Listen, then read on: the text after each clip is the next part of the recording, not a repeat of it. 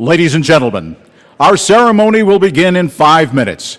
Please make your way to your seats. Vietnam War veterans, please report to the Welcome Home Gallery.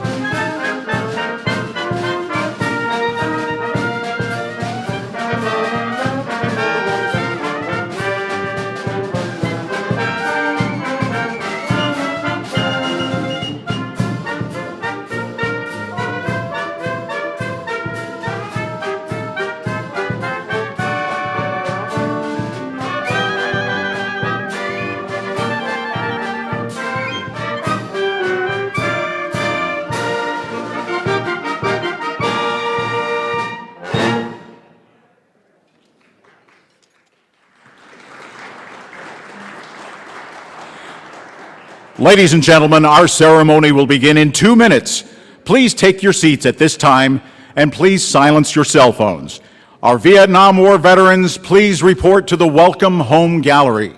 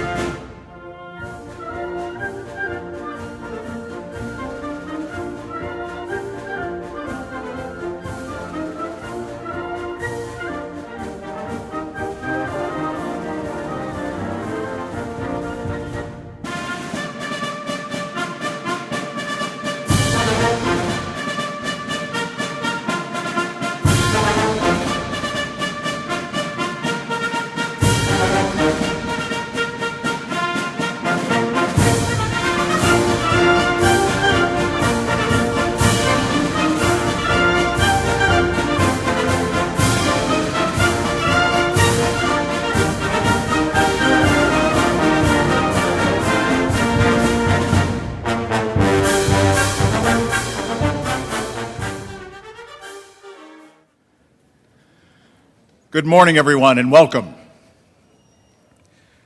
Distinguished guests, our Vietnam veterans, veterans from all eras, to our board members, ladies and gentlemen, my name is Mark Cooper. I'm a member of the advancement team here at the NVMM, and it's great to see you all this morning. On behalf of Lieutenant General Mike Farrader, U.S. Army retired, our President and CEO, welcome to the National Veterans Memorial and Museum's Welcome Home ceremony. I'd like to recognize Steve Wilson, who was supposed to be sitting right there, but he's actually with our Vietnam veterans, so he will be processing in just a couple of minutes. We're privileged to have County Commissioner Kevin Boyce with us. Kevin, would you please stand and be recognized? Thank you. It is always a pleasure and an honor to have our board members with us.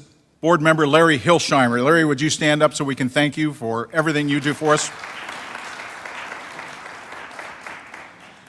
At this point, please stand, if you are able, for the posting of the colors by members of the Ohio State University Army ROTC, and then remain standing for the singing of our national anthem by Mrs. Jocelyn George.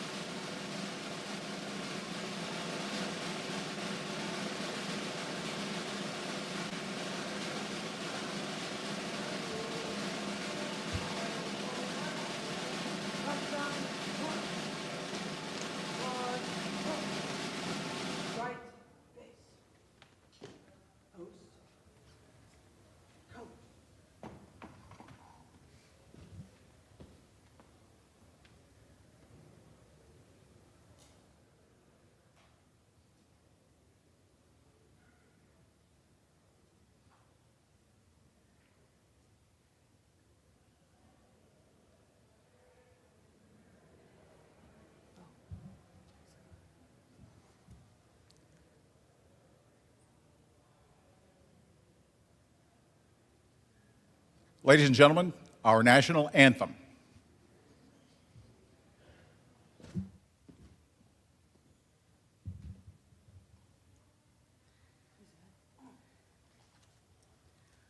Oh, say, can you see by the dawn's early light what so proudly we hailed at the twilight's last gleaming, whose broad stripes and bright stars through the perilous night o'er the ramparts we watched were so gallantly streaming, and the rocket's red glare, the bombs bursting in air, gave proof through the night that our flag was still there.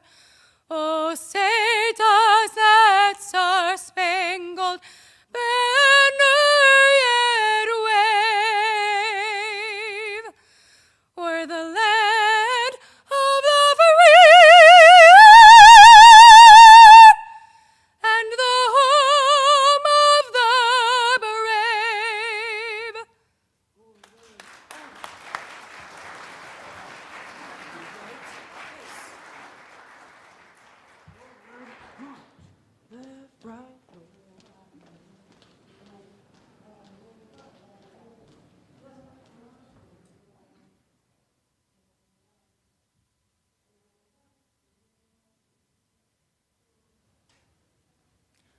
Please be seated.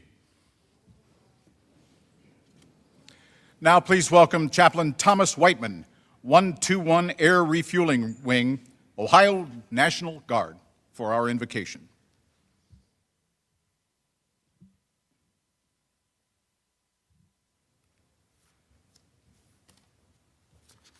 Will you join me as we pray? Father in heaven, we thank you and praise you for your presence with us here today. Father, as we come together again to honor those who served in one of our nation's most divisive conflicts, to remember those who did not return, be they killed, prisoners, or missing, to pray for the families of all who endured this war, we ask, Lord, that this event, our words, our actions, our listening, and even our silence will serve as a healing balm for wounds that are seen and unseen, that are physical, mental, and spiritual. As we honor those whose nobility lies simply in the fact that when their nation said, "Who will go?"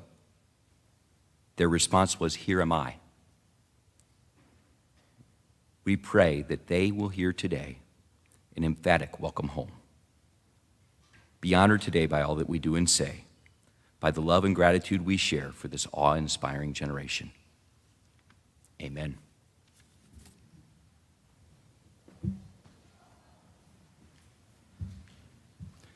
Thank you, Chaplain. In just a moment, we are going to welcome home the Vietnam veterans who have joined us today. So one last call. If you are a Vietnam veteran sitting in the audience and you would like to be a part of this special homecoming procession, please see our staff at the back of the room and we will get you in position.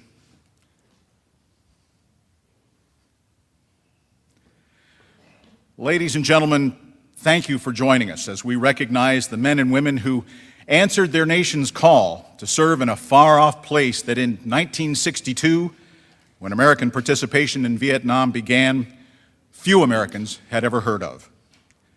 11 years later, it was our longest war. It divided our nation. It changed a generation. They could have become bitter and withdrawn. They didn't. They actively sought to prevent future generations from being treated the way they were treated. They served in government, in local, state, and national office.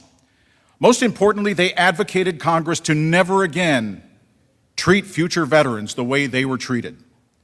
Their work ensured that veterans of the 90s and of the global war on terror were welcomed home, thanked, and honored for their service. So now it is their turn. Sounds like they're having a party back there. Ladies and gentlemen, please join me as we say welcome home to our Vietnam War veterans.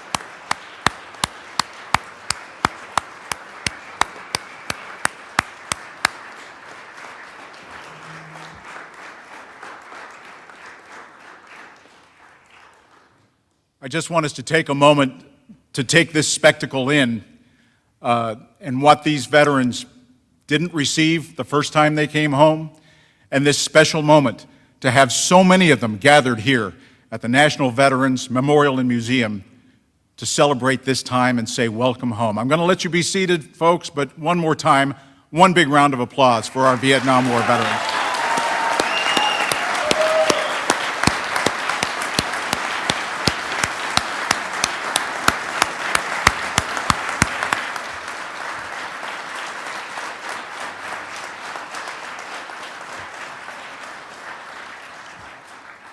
Veterans, please be seated and relax and enjoy your day.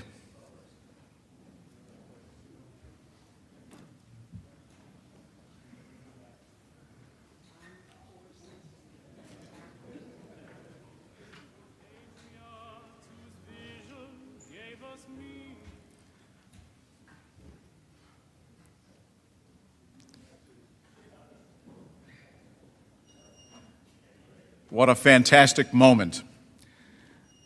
We want to thank our sponsors for making this moment happen today. The USAA team is viewing this ceremony remotely in locations across the country. Welcome to them and thank you. Thanks to Northwest Bank and to Brainstorm Media for your support for today's Vietnam Veterans Day ceremony. We would also like to thank our partners at Big Lots, Battelle, the AEP Foundation, FedEx, Cardinal Health, and the Association of the United States Army for their support in making days like today possible. And finally, thank you to the American Legion, AMVETS, and the VFW for providing year-round access to active duty military members. And now, Although he wasn't able to be here with us in person, we have a message for you from a very special guest that we would like to share with you at this time. Hello, I'm Gary Sinise. I wanted to take this moment to send my love and appreciation to all of you gathered today in honor of our Vietnam veterans. I have 3 brothers-in-law who served in Vietnam, and the stories they shared had a tremendous impact on my life. Thank you to the National Veterans Memorial and Museum for sharing the stories of all our nation's veterans and for hosting this gathering today. To the Vietnam veterans in attendance, from all of us at the Gary Sinise Foundation, welcome home. Your service will never be taken for granted or forgotten. I salute you all. God bless.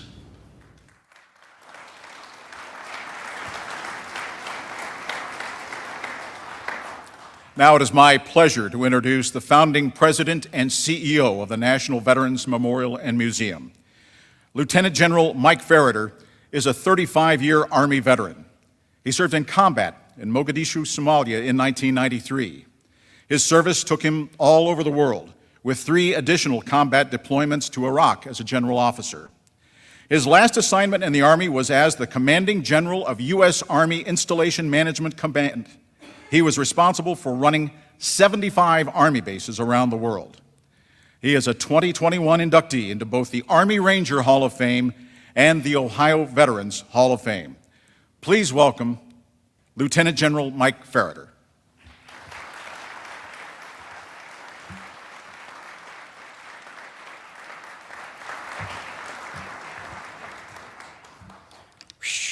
Wow. So it's a great day to be a veteran, and it's especially great to be right here with you and our very, very special Vietnam veterans. Welcome home. We have so many VIPs in the room. I'd like to just recognize Senator Herschel Craig and Senator Steve Wilson and Commissioner Boyce. And this is being broadcast to San Antonio and around the world to USAA, but in the house we have our USAA friends right here. Let's give them a big round of applause for what that company does for veterans across the country. Larry Hilsheimer, again, our board member and friend, and thanks for what you do for the museum and for everyone whose lives you touch. Joanna Pinkerton's here from CODA, and with her team of CODA, is CODA in the house? When you run a transportation outfit, sometimes you have to tell your folks, well, we may not be the pride, but without us, the pride don't ride. Joanna is joined by her mom and dad in their 54th wedding anniversary. Let's give them a big round of applause.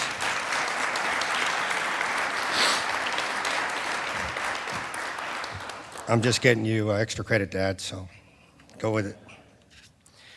Always our most special guests and VIPs are our Gold Star family members. So if you are a Gold Star family member, would you please rise at this point to be identified? I know we have one. Yes, we do. Let's give Jennifer a big round of applause.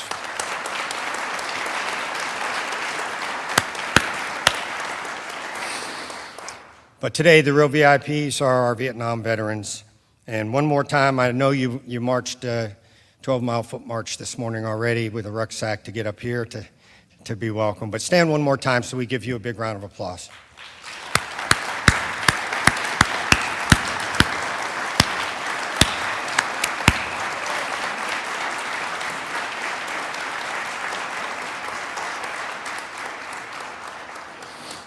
Among them is my First Sergeant Daryl Infinger, Arctic paratrooper after his service in Vietnam with the 101st Recon. First Sergeant, always good to have you here, and you make me stand up straighter and speak louder, so thank you for that. And how about the ROTC cadets that carried in the colors? 4 women.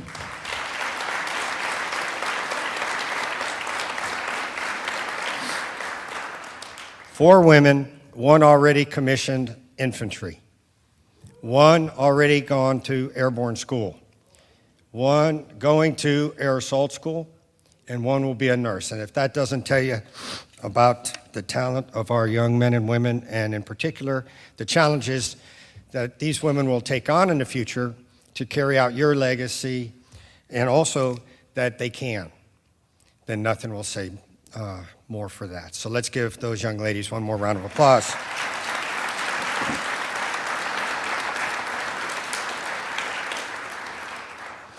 And the Chaplain Whiteman, who is also a jiu-jitsu fighter, just so you know, so he can save you in a number of ways. And to the Army Band behind me, let's give them, they bring dignity to all of these ceremonies.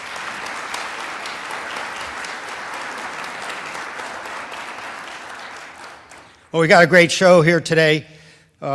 This is the 50th anniversary of the return home of our Vietnam War combat veterans, 50th anniversary, and the repatriation of our POWs. Pretty interesting when you think about how time will pass and the legacy left behind by an estimated 2.7 million U.S. service members who were deployed to Vietnam and 3.4 who served during that time period.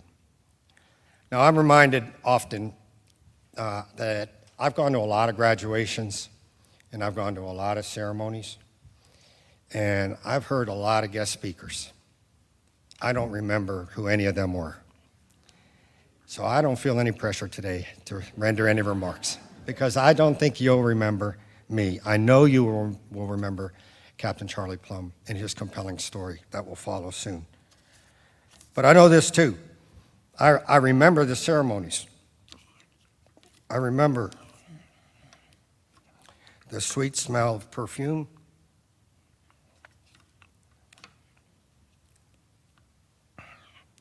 You know, the pride in your parents' eyes or your loved one's eyes. And I remember the feeling and the smell of the air, the crackle of a cold day, or the sweat with gnats biting you on the back of the neck somewhere in the South. But I don't remember the speakers. So take that moment to close your eyes for a second and remember the NVMM, the one and only National Veterans Memorial Museum for you, built for you. As a welcome home ceremony, I also remember it can be bittersweet. When you're in the moment of a welcome home, your heart is racing because as some guy's talking, your lover's over here, or your mom or someone, and you want to go hug them. Bittersweet, though, because it's especially pleasant, but it often includes or is marked by elements of suffering or regrets, because often in these welcome home, we're thinking of our battle buddy, our shipmate, our fellow Marine, who didn't come back with us. We have benches here. First Sergeant Enfinger has a bench for his recon platoon in Vietnam with their names on it. So these can be bittersweet as well as joyful. Bittersweet is interesting because you think we just put two words together, but it's actually a plant. It's a climbing plant. It's a vine. And the higher it climbs, the larger its bright orange flowers grow. And I think that's sort of the journey as you have a welcome home that we go through. So the fighting is done, and taps is played. Memorials are done, and healing will come. We have old friends to follow and new friends that we find, and stories to share. Our nightmares will fade, our memories will rise, and our dreams one day will return. So welcome home. Amazing that as I got to meet so many of you in the warm-up this morning, I asked at least 20, maybe more, how many welcome home ceremonies from Vietnam have you attended? And not a single one has ever attended a welcome home ceremony. Now that was a sample. So let's do a roll call. So raise your hand if this is your first Vietnam Veterans Welcome Home ceremony.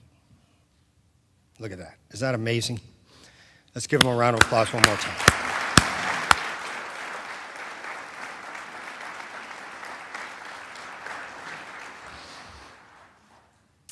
So imagine these men and women returning home from serving their country without any bands, without any parades. They often change their uniforms in the airport or bus terminal, and you'll see that in our Welcome Home alcove here in the museum, a discussion by John Flynn who did that, to avoid being spit on or cursed out as a member of the military. Now, I met a few of you today who said, didn't happen to me. I strolled into San Francisco in my blues, and everyone bought me beer and liquor. So we have a full spectrum there, don't we? So thank you for serving and the way that you have embraced the follow-on, my generation, the way these young ladies will represent us. Thank you for fighting for recognition and for health care and for civilian work opportunities and for heroes' homecomings and for honor flights and for Gary Sinise. As veterans, we all stand on your shoulders and honor you. Veterans of Vietnam made the most of their training and resilience when they return home, as leaders in our government, in entertainment, sports, and community. And here are a few notables, but by the time I get to the end, I slew my weapon back to you and think, yeah, 2.7 million, and here's 6 notables. 2.7 million is the important number, important people. But General Colin Powell, Fred Smith of FedEx, John McCain, who was an instructor and a friend of Charlie Plumb and John McClane's brother, we learned last night. Oliver Stone, who later as a director of movies directed Platoon, of all things. 265,000 women served during Vietnam, and 11,000 were stationed in Vietnam. 8 American military women and 59 civilian women were killed in the Vietnam War. So to all of you, your service mattered. Thank you for our freedoms, and thank you for showing us what America stands for and who will stand for America. While we can't change history, we have created a place where your stories are shared and honored both here in the museum and online. The National Veterans Memorial Museum is where everyone, veterans, service members, civilians, connect through art, comedy, stories of service. If you're not doing anything Saturday night, come to our comedy night here. It will be hilarious. You can always find strength here at the NVMM. It's your home. Now, I'm honored to introduce our keynote speaker today, a naval aviator, a prisoner of war, a truly inspiring veteran and leader, Captain Charlie Plumb. He helped to start a school you may have heard of. It's called the Top Gun School in Miramar, California. He's a graduate of the United States Naval Academy, a former jet fighter pilot, a combat veteran with 74 successful missions. He told us last night 75 didn't go so well. Just 5 days before he was scheduled to return home, he was shot down. And it tells you something of Captain Charlie Plumb's character, that he didn't dodge missions in his last week, his last 2 weeks, his last 3 weeks. He knew that he was supporting the effort and often one of you on the ground. Charlie ejected from his F-4 Phantom jet and parachuted into enemy hands. I told him last night that I have 205 parachute jumps. He told me last night he has 1. Just saying. He was taken prisoner and tortured and survived nearly 6 years in the communist camps. Now he's returned to share his story of winning through adversity to more than 5,000 audiences in this country. God bless you for that. So, 2 things. Please join me in welcoming Captain Charlie Plumb.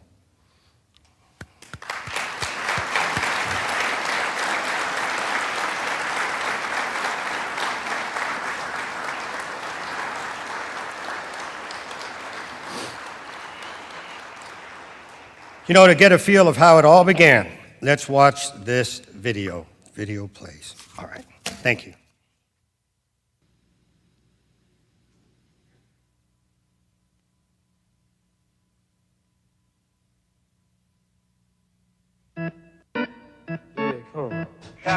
runway, flight at 3, we're lifting to the northeast for landing.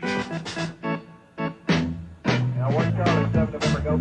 Roger, auto, 20 knots forward. Rifle, max in the mark, elevation 30. 7 November, golf, roger, check your broken side out, check my tangle side, 7 November, golf out.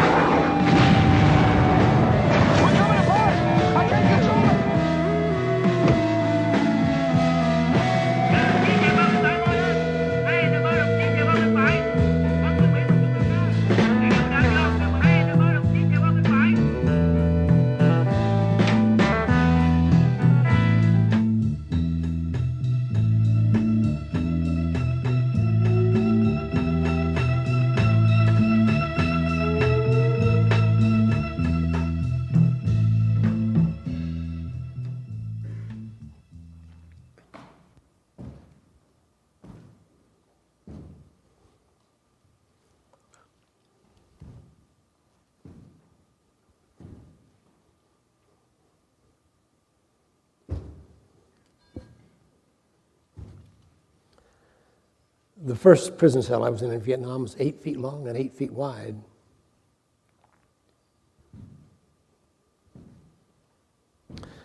I remember distinctly the dimensions. That little cell, I could pace 3 steps in one direction before I ran into a wall. Then I had the opportunity of turning around and pacing 3 steps the other way.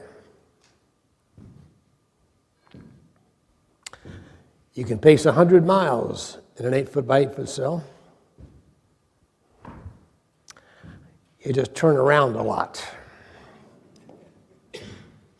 Inside my new little home, I had nothing to do, no books to read, no window to look out, no TV, telephone, didn't have a pencil or a piece of paper. For 2,103 days. And there's not a veteran in this room that hasn't considered what it might be like to be a prisoner of war. But you'll learn a lot in a prison cell. You learn a lot about pain. You establish plateaus of pain. But more than that, after just a few miles, you learn that this 8 feet is not really the restriction. That the restriction in a prison cell or any other adversity in life turns out to be the 8 inches between your ears. You're in this mental box. Ever been in one of those mental boxes? We all get there. I'm convinced the mental boxes of our lives can be more restrictive than those walls of stone and steel that I was behind.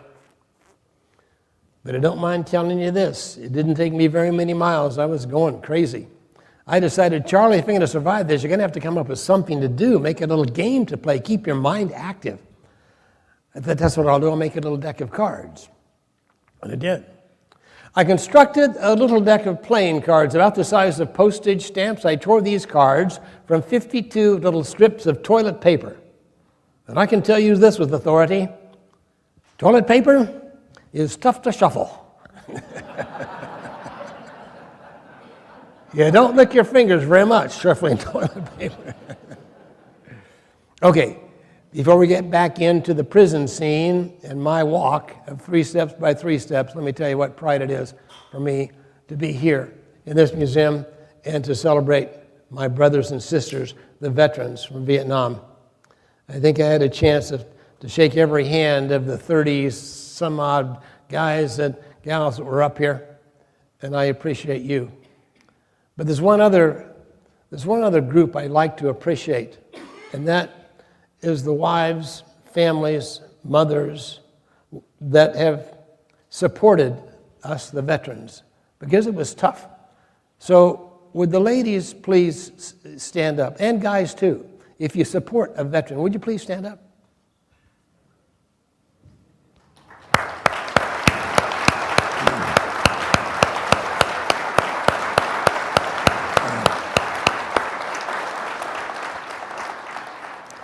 Margie, thanks for taking care of the general.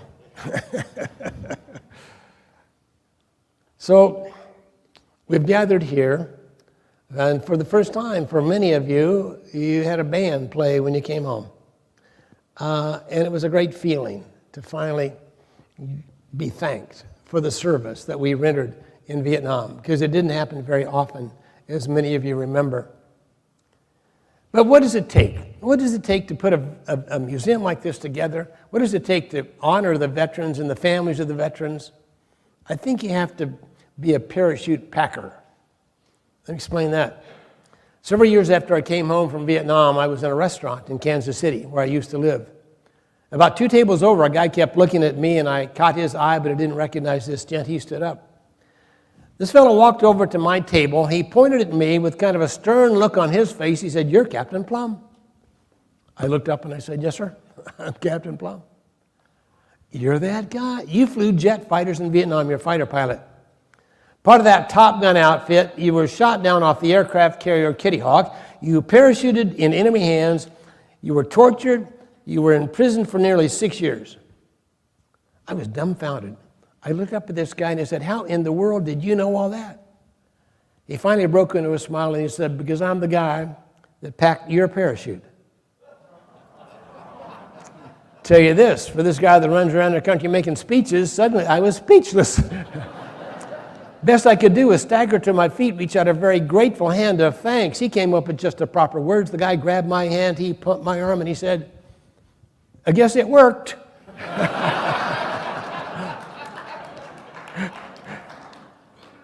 I said, "Yes, sir, it did. Indeed, it did. And I must tell you, I wouldn't be alive today.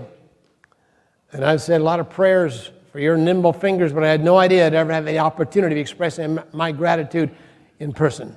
Thanks." He said, "Were all the panels there?" I said, "I appreciate your concern. I must be honest with you, they weren't. Of the 18 panels I was supposed to have in that parachute, I had only 15 good ones. 3 of the panels were torn, but it wasn't your fault, it was mine. I ejected from that F-4 Phantom jet at 600 knots close to the ground. I was well outside the envelope of that parachute. I didn't do my job, you did yours. But let me ask you a question.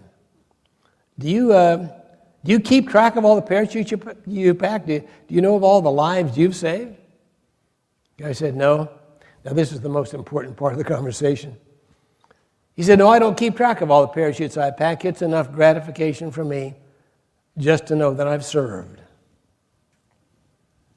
Here's a sailor, a parachute rigger, well below the waterline of this aircraft carrier. He stands there at a long wooden table and he weaves the shrouds and folds the silk panels of these parachutes, passes them along one after another, doing his job 10, 12, 14 hours a day, while the jet jockey, while the Top Gun zooms around the sky at the speed of sound, couldn't have cared less about the guy down there in the hole. Until one day my parachute came along, when he packed mine up for me. Question becomes, who packs your parachute? Who prepares you for those challenges of life? And maybe more importantly, who depends on you for packing their parachute? So I think we have a room full of parachute packers here. Obviously the veterans, maybe as important or more important, the people who support the veterans, the people that put this museum together. Wonderful people that serve without asking anything in return. They're packing parachutes just to tell our story, just to affect the people, the civilians of the United States, to tell them what happens when you're in the military and when you're in a combat situation. So I congratulate each of you for being a parachute packer. I was raised with a lot of parachute packers, mom, dad, big sister, 2 little brothers, coaches, preachers, teachers, brought me through grade school and high school. At the Naval Academy, had great parachute packers there. Had officers and chaplains and midshipmen and the superintendent who told us we could do anything we set our minds to do, and we did. I graduated from Annapolis, married my high school sweetheart under the Arch of Swords. My buddies were holding up their swords. It was a beautiful day. Flight training, Pensacola, Florida, Beeville, Texas, Reading, Mississippi, where John McCain was my flight instructor. Out to San Diego, California, where I flew the first adversarial flights for the Top Gun school. Launched on the aircraft carrier Kitty Hawk. You saw the video. I stood on the flight deck, and I picked my wife out of the crowd, and I waved to her. It was her birthday. I waved to her, and I promised her I'd be back in 8 months. Almost made it. Almost made it. As the general told you, I was 5 days from the end of my tour. 74 successful combat missions, over 100 carrier landings, and 5 days to go. My co-pilot and I, my RIO in my back seat, and I were on a target just south of Hanoi. Hit by a surface-to-air missile. The fuel on that airplane, probably 15,000 pounds of jet fuel, exploded. Sent that bird topsy-turvy, end over end. I ejected, he ejected, our parachutes opened, and we began a 90-second descent from king of the skies to scum of the earth. Captured immediately, halted in the Hanoi Hilton is what we called it, a prison camp there. Tortured for 2 days for military information and political propaganda, and tossed into that little cell. I wasn't kidding you an inch. Let me tell you my physical state. Those first few months I was in a prison camp. Bleeding from 4 open wounds, no medical care, boils all over my body. I was getting really skinny, really hungry, really thirsty, feeling sorry for myself. That was my physical state. My mental state was even worse. I had given up. I had surrendered. Fighter pilots are not supposed to surrender. That's not in the Top Gun playbook. And you know, I felt very guilty about that. How can I ever go back to my country? How can I ever face my fellow fighter pilots and admit that I'd failed in my mission so miserably? Maybe I won't go back. Maybe if this war ever ends, I'll go to some foreign country and change my name, because I don't want anybody to know how weak I was. And it was with that mindset, I heard in the far corner the chirping noise of a cricket. Went over to check it out. Found there no cricket at all, but a piece of wire about that long, poked through a hole at the base of the cell wall and scratching on my concrete floor, making this chirping noise. I'm watching the little wire bobbing in and out of that rat hole. I'm thinking to myself, the enemy is not sophisticated enough to try to trick me, so it must be another American on the other end of that wire trying to communicate with me.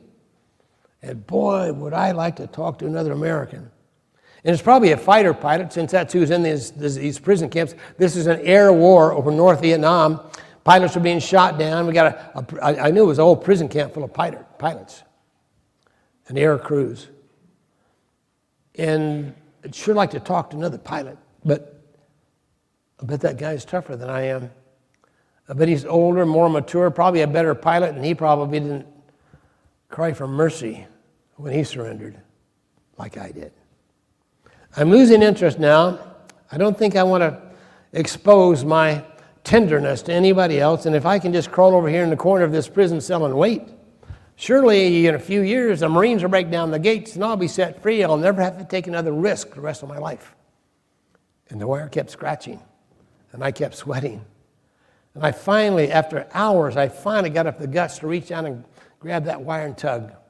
And the wire tugged back. I tugged again, and the wire disappeared right back through that rat hole. It came back about an hour later. This time the wire had a note wrapped around the end of it.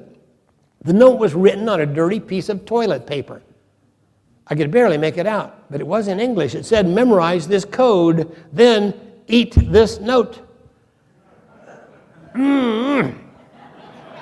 I did it. I memorized the code. The code was a 5x5 box of the alphabet. 5 lines, 5 rows. A, B, C, D, E across the top, F, G, H, I, J. Numbers down the side, across the top, indicating any letter would be represented by two numbers, number of the line, then the number of the row. Got it? A, first line, first row, one tug, one more tug. Z, fifth line, fifth. You think your email is cumbersome. You try this. But it worked. This silly, archaic, cumbersome code became our language. More than that, it became our lifeblood. It was absolutely vital. I mean, life and death vital that we communicate with the other guys in that prison camp. To the point that if a guy was put in the far corner of the prison camp and couldn't or wouldn't communicate with the rest of us, he probably wasn't going to make it. That support group that we had there was instrumental in our survival. So I started to communicate. On the other end of the wire, Lieutenant Commander Bob Shoemaker. He'd been there 2 years when I was shot down, total of over 8 years in a prison camp. He's a 2-star admiral today. Shoemaker said, "How you doing, buddy?" I said, "I'm doing terrible, buddy." I said, "My president sent me over here. It's his dirty Vietnam War. It's all political. We know that. But it's not my fault. I'm the victim of circumstances beyond my control." He said, "You got a big problem." I said, "What's my problem?" "You will find in this prison camp that if you blame everybody else for the challenges of your life, you give away control of your life." Wow. He said, "You will find that you've just joined the best team you'll ever play on, bar none. You will find the leadership, the American leadership in this prison camp is the best you will ever see, forever. Our leaders can't see us. They can't talk to us. They can't promote us. They can't fire us. They can't give us a day off. But it's the best you will ever see. Our leaders have come up with one single motto. It's 3 words, and it's really easy. Here it is. Return with honor. Every decision you make, you need to run that through this prism. Return with honor. Okay, think I've got that. Well, he should have packed my parachute that day. Don't think I'd be alive today if it hadn't been for Bob Shoemaker, who brought me into that fold. How vital it was to be connected with the other guys in that prison camp. And so we spent hours and hours on that wire and tapping on walls with this silly code, this 5x5 matrix of the alphabet. We set up situations where if you got outside and were chopping wood or sweeping or any other noise that you could make, you would chop in that code. Chop, chop, chop, chop, chop. Chop, chop, chop, chop, chop. Chop, chop, chop, chop. We called it a radio station because everybody could hear. And if a new guy came into the camp, and because we didn't know who the president was. We didn't know who won the World Series. And a new guy would be shot down, and a very popular guy. We'd get him on the radio station, and he would tell us all. But the importance of the communication wasn't really the information we were passing around. It wasn't the top secret escape plans. The vital purpose of communication in a prison camp and in daily life was the simple validation of another human being. Because in those prison cells, and I was in a lot of them, if it was dark and you were alone in solitary confinement, some guys were in solitary for 4.5 years, you'd lose track. You wouldn't know what was a real memory, what's a hallucination. You need a baseline. You need to validate your own sanity. Sometimes you even wondered if you were alive or dead. The simple tugging on a wire, to have that wire tugged back, meant 2 things. Number 1, somebody's responding to something I am doing physically, thus I exist. I am alive. Number 2, somebody cares about me. In this day and age, you and I would probably argue the greatest achievement of all times. We can now pass a packet of data from one handheld machine around the world to another handheld machine. I'm still here to suggest to you that the very essence of life, the very essence of service, is validating other people. It's the old adage, they don't care how much you know until they know how much you care. So we had a lot of parachute packers in that prison camp, and our leadership was, in fact, the best you'll ever see. But the leadership came from some interesting places. In fact, maybe the best parachute packer in the place was an enlisted guy. We were all officers. We were college graduates. Who shows up? A Navy sailor, Seaman Douglas Hegdall. How did a sailor get into a prison camp in an air war over North Vietnam? Well, he fell off his ship. He used to tell us, I wasn't captured. I was rescued.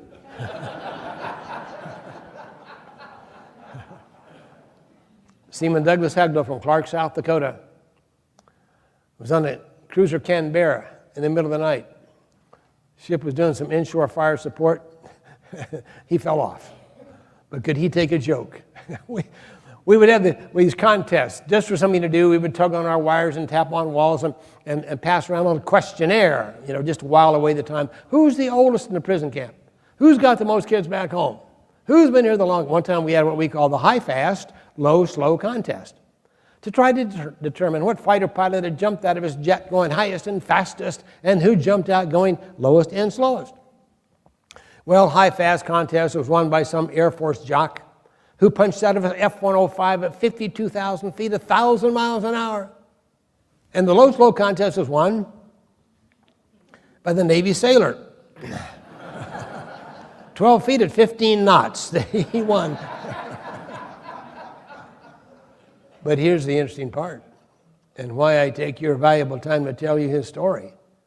This lowly sailor, this insignificant entry-level, minimum wage, new hire, part-timer, didn't seem to suffer from this 8-inch box the way the more mature of us college graduates did. I don't know why. Sometimes I think he just wasn't mature enough to understand the problem. For whatever reason, he didn't blame everybody else for his problems and feel sorry for himself. He didn't get into this pity party, this bushel of pity upon himself. What did he do? What all good sailors do. He set to work. He got into action. He made something happen. He kicked down what was left of his comfort zone, got further outside it, and started tugging on wires and tapping on walls. He began by memorizing all of our names. In that camp, 254 men. He put our names into songs. He would sing these songs over and over and over, but he wasn't nearly finished. Went back through the list. He memorized our hometowns across the country. He memorized our next of kin. Finally, the sailor memorized the telephone numbers of each of the relatives of each of the prisoners. Unbelievable. That took nearly 2 years. About that time, things were looking up. Improvement in the prison camp. They stopped the torture for the most part. We didn't know why. When we came home, we found out that our wives were back here selling bracelets. Remember the silver bracelets? Anybody wear those bracelets? Sure. With our names on the bracelets. They sold these bracelets for $5 a piece, and that supported their trips to various foreign countries. They went to the Paris peace talks and put pressure on other nations and our government to put pressure on the North Vietnamese. Stop torturing my husband. And it worked. The North Vietnamese seemed to understand that we were important people. They better keep us alive. And so the torture stopped. In fact, they decided to send some guys home early before the end of the war. The first guy they went to was John McCain. Of course, his father was the admiral, and he was a grandson of an admiral. They called him the Crown Prince. But it didn't go easy on him. He had 7 broken bones when he was shot down. And they were twisting his broken bones to torture the poor guy. So they went to John. McCain, we're sending you home early before the end of the war. John said, in your dreams, I would never give up on my buddies that need American medical aid. I would never leave my team here and go home first. I would never embarrass my father by doing that. You take your idea and shove it. And he got into a lot of trouble because he refused to go home. So they're still looking for somebody to send home on their political play. And our senior man sent a message to the sailor. Son, I want you to go home first. Hegdall sent back, sir, with all due respect, I would rather stay here with the team. I want to march home with you guys. I want to be a part of the solution here. Our senior man sent back, "That's not an option. Here's a direct order. Sailors, shove off." Sailor said, "Aye, sir." Home he came. Now write the script on the sailor. What would you expect of this guy? 2 years in prison by accident. He's been starved, humiliated, lonely, tortured, hadn't seen a woman in 2 years. Suddenly he has 2 years back pay in his pocket. He's set free, and he's on the streets of San Diego. Oh, did I tell you he was a parachute packer? Huh. What do you suppose this sailor did? Sure, he started to travel. The kid went west coast to east. He went north to south. He went through each one of the hometowns he'd memorized. He dialed each one of those telephone numbers he'd memorized. He spoke to each one of the wives he'd memorized, told her that her husband was alive. We have these reunions. In fact, we've got a big one coming up, our 50th year anniversary. And we've done pretty well, the POWs, from 591 men, and we have produced 17 generals and 7 admirals. Most of us retired as senior grade military officers. We have doctors and lawyers and preachers and teachers from our number. We're setting records. We have a bunch of congressmen, 2 United States senators, a vice presidential candidate. We have a presidential candidate from our number of 591 guys. And so the generals march in, and the admirals march in, and the senators march in, and the guy that gets a standing ovation is Seaman Doug Hegdal. He showed us all a little bit about leadership. So I wondered for years how we'd be going home, you know? I mean, it was at the top of our minds was, and how would we find out, and how would we respond? I mean, you're in prison for 5, 6, 7, 8.5 years, as Ev Alvarez. What happens when they tell you you're going home? Would you cry? Would you cheer? Would you hug and kiss everybody around you, a bunch of crusty old guys? Finally, it finally happened. The war ended. We traded prisoners, 10,000 of them for 591 of us. And we got on a bus. And over the dike, and from the top of the dike, we could see the runway, the enemy's runway. On the end of the enemy's runway, a C-141 cargo jet ready to wing us away to freedom, flag on the tail, star on the side, lump in my throat. But no response. Nobody cried. Nobody cheered. Nobody hugged and kissed anybody else. I kept waiting and wondering, when are we going to realize this is for real? We got off the bus and went through the process of trading prisoners, and still no response. Do you know, it wasn't until we finally got aboard that airplane, it wasn't until we rolled down the runway, it wasn't really until we finally lifted off enemy soil, we all broke loose and started hugging and kissing the Air Force nurses. 90 minutes later, I put these feet on free soil, Clark Air Force Base in the Philippines. Down the ladder and across the tarmac to the first telephone I could find to call. Remember her? Yeah, I'd been thinking about her a lot. I had that first conversation totally memorized. I knew exactly what I was going to say to her, but she was gone. I called my parents back in Kansas. What's happened to my wife? My father couldn't talk to me. He was so broken up. My mother finally said, "Son, I'd give 10 years of my life if I didn't have to tell you this." And I'm sure she would have. Your wife hung on for 5 years, then just 3 months ago, she filed for divorce. She's engaged to another guy. Whew, what a gut punch that was. I laid in the hospital bed in Chicago at Great Lakes Naval Hospital. I'm curled up in a fetal position, feeling sorry for myself and blaming everybody I can think of. And then suddenly it occurred to me, wait a minute, did you learn nothing in that 8-foot by 8-foot classroom? Don't you realize that it's not what's around you that's going to make a difference? It's the way you respond to what's around you. And you've been through challenges before, and you're going to pick up this, and you're going to pull up your bootstraps and get on with your life. And I did, and the other guys did too. And it's been a great experience, actually, in the last 50 years, traveling around and telling my story, telling your story, the veterans. And I get a lot of people, in and out and thanking for me for my service, and I want to transfer that to you because each of you has your story as well. And the families of the veterans here, and the supporters of the veterans, and the people that volunteer in this museum. You're the parachute packers as well, and I appreciate you. But we've done pretty well. The POWs, I've remarried, I have 4 kids and 4 grandkids, live a very happy life. Ran a marathon a few years ago in Alaska. It's called the Midnight Sun Run. It's a marathon, the Midnight Sun, it's a Saturday closest to the longest day of the year. I chose that marathon because I figure it might need 24 hours of daylight to run 26 miles. Took 2 of my kids up there with me. Joe and Evie went with me to the marathon. They wanted nothing to do with the race. They just wanted a vacation in Alaska, and that was okay. Night before the race, okay, I'm in the hotel with my kids. This is your dad's craziness, and I know that you don't have any interest in this race, and it's tomorrow morning early. I don't even know where it is, but don't worry. Sleep in, take it easy, have a leisurely breakfast, and I'll be back tomorrow afternoon. We'll go see a glacier or something. Oh, it was a hot day for Anchorage. I hadn't prepared for the heat. And I'm about halfway around this marathon, and I'm sweating like crazy, just barely putting a foot in front of the other, and I'm thinking to myself, the most beautiful sight in the world is going to be that finish sign, but it wasn't. It was under the finish sign. Here's Joe, Evie, 2 of my kids cheering on the old man. When I finally caught my breath, I went to my kids, and I said, you just don't know how much it means to your father to have you here, but how did you find the finish line? Well, Dad, we shared a cab with a couple of guys from the hotel. They knew where it was.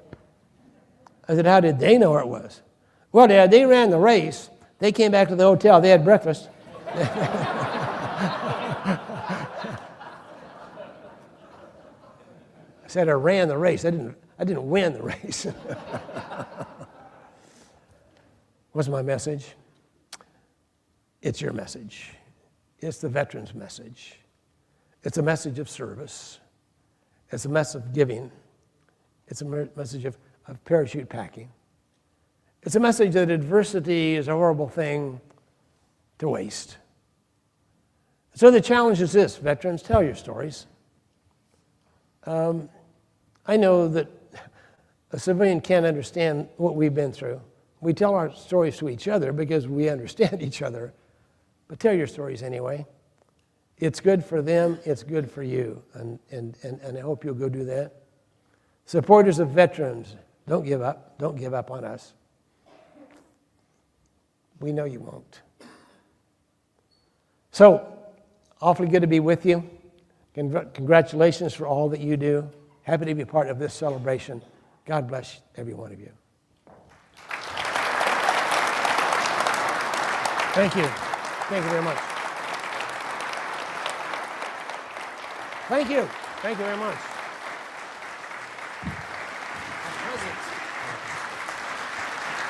Thank you very much. Thank you very much.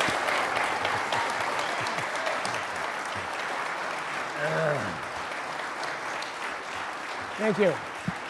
Well, you know, when a sailor does a really great job, then a superior awards him with a coin. And this is the National Veterans Memorial and Museum Challenge coin. And one of the really cool things about all of this, take your seats. Thank you. Is everything that you see in this museum, my staff, our team, and our friends have created. And so, as the founding CEO, I said to Candace Brady, hey, we need to send a thank you note. And she said, okay, sir, I'm going to go invent stationery because we don't have any. We don't have any envelopes. We don't have any. So our team created a coin, and it's delivered this way, as you well know. Thank you. Thank you very much. It's beautiful. That is a beautiful coin. Wow. We created a veterapreneur store, and I invite you, after a break up here, to go through the store. Justin Locke, who's a paratrooper, Sergeant First Class in Army Reserve, still jumping these days. When he joined our team, he said, give me something to do. And I said, okay, invent a store and then invent an online presence. And I think we have 48 veteran-owned businesses in the store. So when you purchase there, you are giving a hand to a veteran as well. And here's some of the bling there. The book. Yep.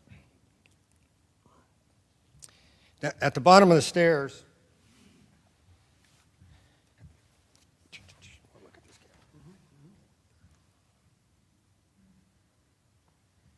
you'll see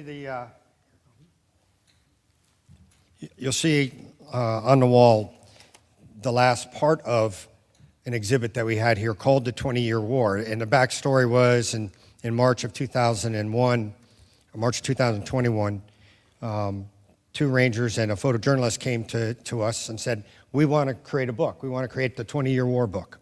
And we're going to go around the country, and we're going to interview veterans, 71, it turned out to be.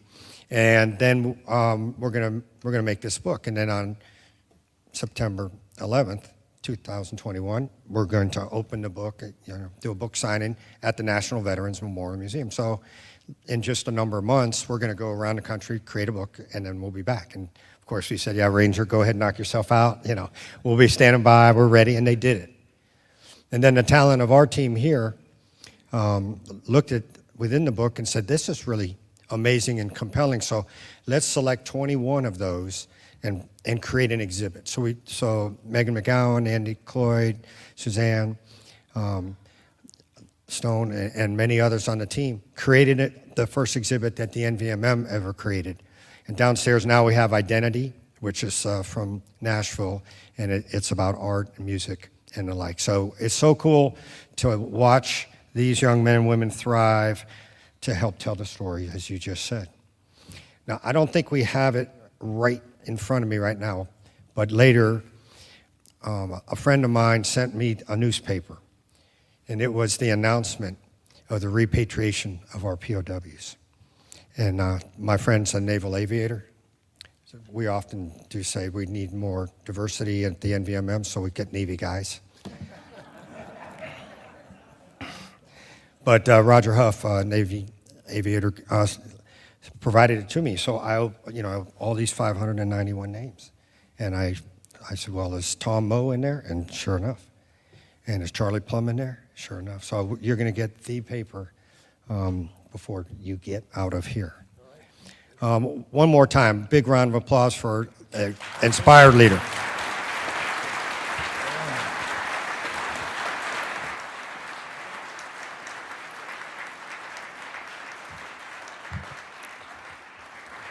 Thank you, sir, and thank you, Charlie. It was outstanding.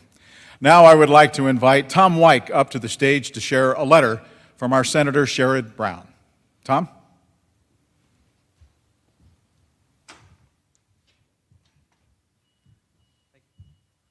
Thank you.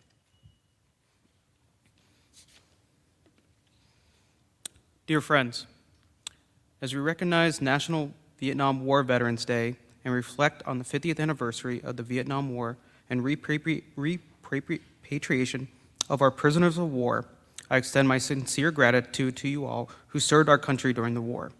Vietnam veterans were not always welcomed home or given thanks they deserved. I would like to say welcome home.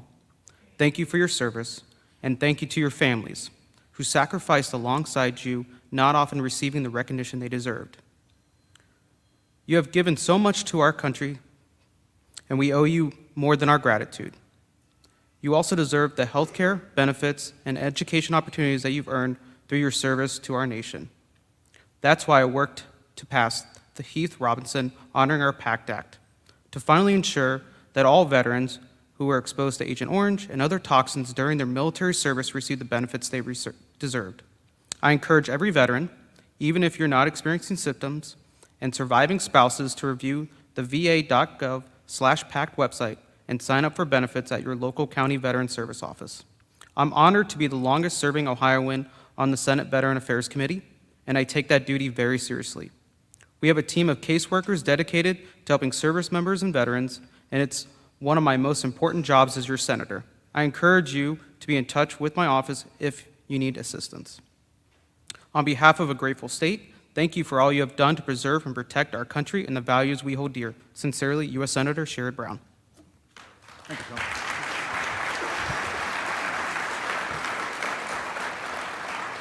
Thank you, Tom. The Ohio Senate has issued a proclamation in honor of today, and we are very privileged to have two of our senators to present that proclamation. Please welcome Herschel Craig and Steve Wilson. Gentlemen.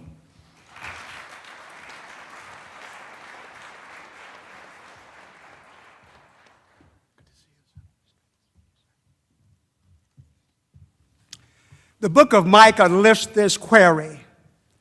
It raises this interrogative: what does the Lord require of thee? The word comes back to do justly, to love mercy, and to walk humbly before the Lord.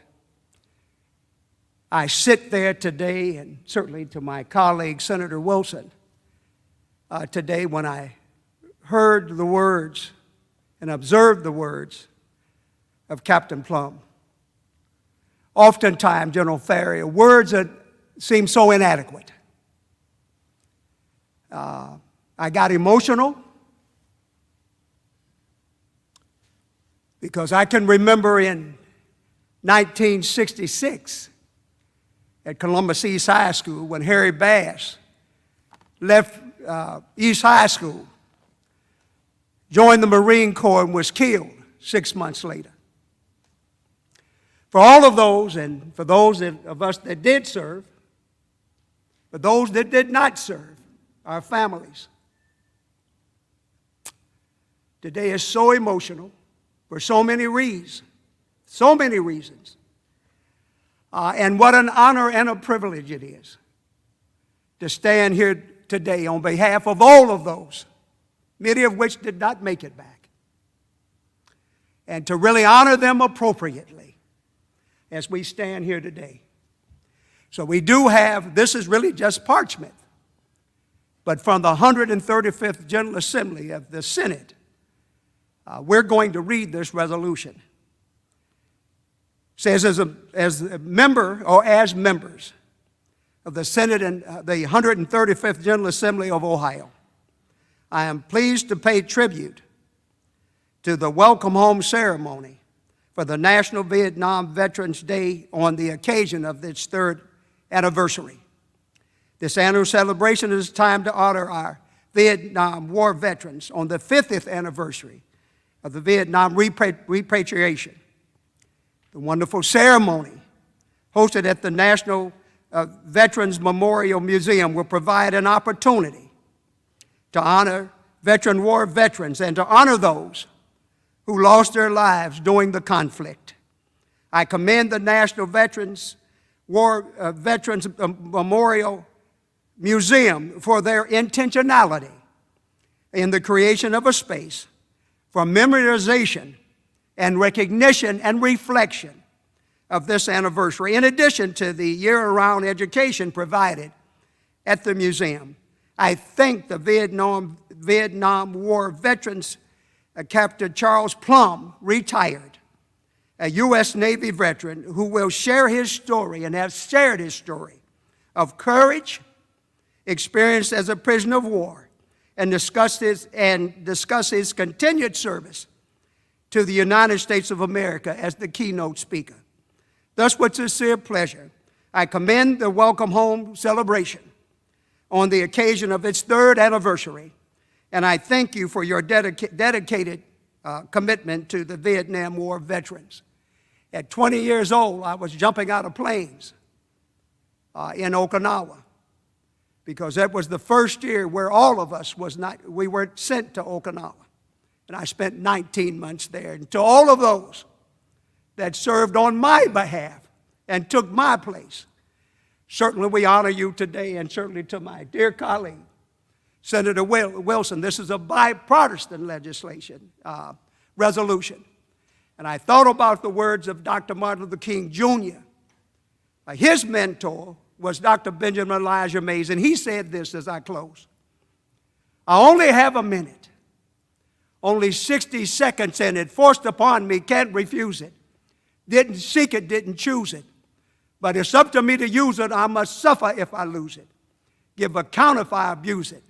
Just a tiny little minute, but eternity is in it. God bless you and have a wonderful day. Thank you, Senator. Always great to see you. Thank you so much. Thank you, Senators, and please pass along our gratitude to your colleagues in the Senate. The National Veterans Memorial and Museum is a membership organization, and we rely on the revenue we receive from our members, our friends, and donors to support our mission. At this point, would all of our members in the audience please stand so we can thank you for your membership and your support? Members, please stand. Thank you.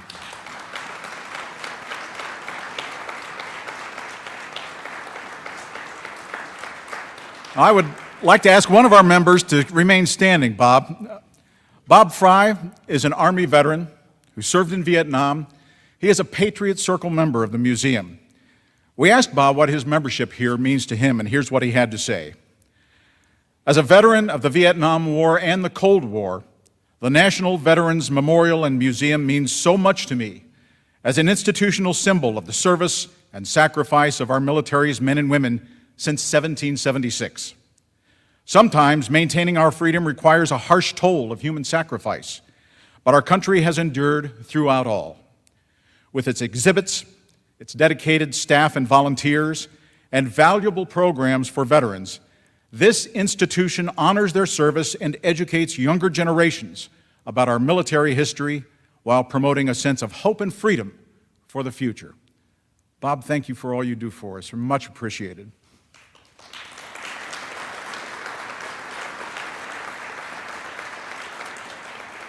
If you are here and you are interested in becoming a member, or if you are a member and you would like to upgrade your membership, we have some great new information for you. Please see Maureen in the back, and we will be glad to take care of you.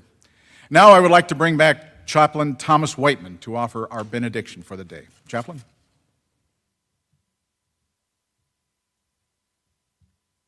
If you can, will you stand with me as we close? And please receive this blessing.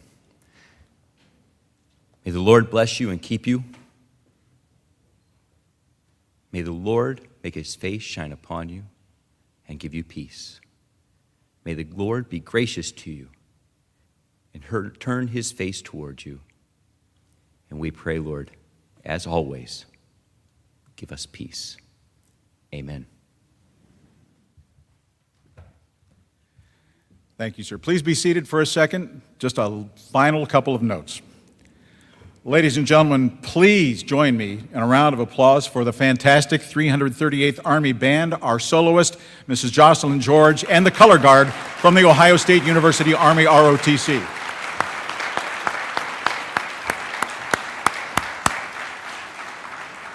Once again, we want to thank all of our sponsors. Your support makes ceremonies like this even more meaningful. If you would like to get a copy of Charlie's book, I'm No Hero, he will be signing books downstairs in Gallery 33. Just take the steps right there and down, and he will be glad to sign a book for you. And as you can imagine, this is a very busy day here at the museum, and we actually need to get this space ready for a luncheon in just a short while by the Ohio chapter of the Tuskegee Airmen. So we know you want to talk, but if you could move into the museum proper after this, that would help us get this space turned around for that luncheon.